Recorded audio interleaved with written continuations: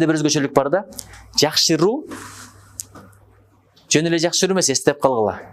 Орусча ключевое слово деп коет. Өтө маанилүү сөз. Үзгүлтүксүз жакшыруу. Үзгүлтүксүз дегенди кошмойсаң, кайдзен деп ойлонбой эле койгула. Жумасына бирден, кечегиден, жумасына бирден же бир айда бирден, чото мен мындан болбой атат, жакшырсам болот эле деген бул жакшыруу эмес да. Күндөн күнгө тынбай жакшыр. Күндөн күнгө тынбай жакшыр.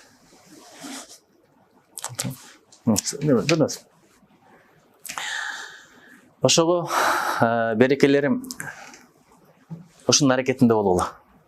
Максатыңар күндөн күнгө өсүш болсун. Интеллектуалдык жактан, руханий жактан, эмоционалдык жактан, адамгерчилик жактан, өсө бергиле, физикалык жактан тынбай өскөлө.